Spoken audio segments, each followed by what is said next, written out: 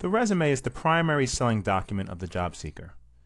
It provides the first perspective that a hiring manager has on a candidate. This is why it is essential that the resume of the undergraduate student job seeker communicate the following: professionalism, achievement, and relevance. Let's utilize the Expert Prep Six Sigma framework to demonstrate how the same information can be used to build a Six Sigma resume. This is an example of a 1 Sigma resume. It is not uncommon to see resumes like this one, where the formatting is unprofessional, there are numerous spelling mistakes, and more importantly, it is not structured in a manner that makes it easy for the reader to process the information. There are no section headers, and the names of companies and academic institutions are not highlighted using simple formatting techniques like bold and italics. This 2 Sigma version of the same resume is a typical below average resume. However, it does address several of the basic formatting and structural issues of the 1 Sigma version. Still, the format is unremarkable. There are a few formatting inconsistencies regarding spacing and font size, and like the 1 Sigma resume, does not present the academic or professional experiences of the candidate in a way that would capture the attention of a hiring manager. This 3 Sigma resume corrects most of the presentation issues of the 2 Sigma version, delivering a more professional-looking resume. However, once again, there is no depth. The student has obviously demonstrated academic achievement, as you can tell from the GPA. However, there is no other relevant academic information included. The candidate has relevant professional internship experience. However, the communication of these experiences is severely lacking.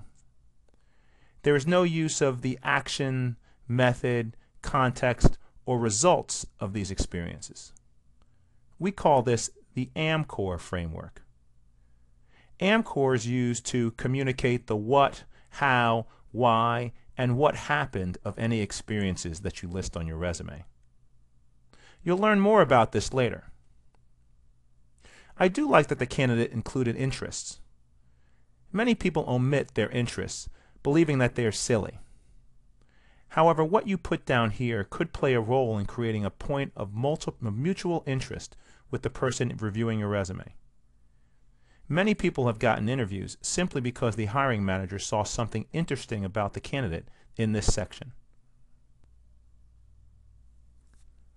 The 4 Sigma version of the resume is very good. Note how the resume includes relevant coursework and even academic awards. High school information is really optional. However, in this case, where the student has very strong leadership experience, it is both relevant and effective. There is also much more detail in the description of work experiences. However, it does not properly utilize the AMCOR framework. I know what the candidate did. She delivered a presentation on historical yield curve movements, but I don't know how she did it, or why she did it, or what the result of this action was. The 5 Sigma version of the resume is exceptional. Look how professional the resume looks. It effectively highlights the candidate's achievements, and it communicates relevant professional, academic, and extracurricular experiences. In this resume, we finally see effective use of the AMCOR framework. I can see the action, method, context, and results in the experiences that are listed. Note how she communicates not only what she did, but how she did it, why she did it, and when possible, the result. This is what separates good resumes from great resumes. So, what does a 6 Sigma resume look like? Well, that's the ideal. You can always make improvements, and that should be your goal every time you review your resume. Now let's take one last look through how the same resume can be transformed from a 1 Sigma to a 5 Sigma resume.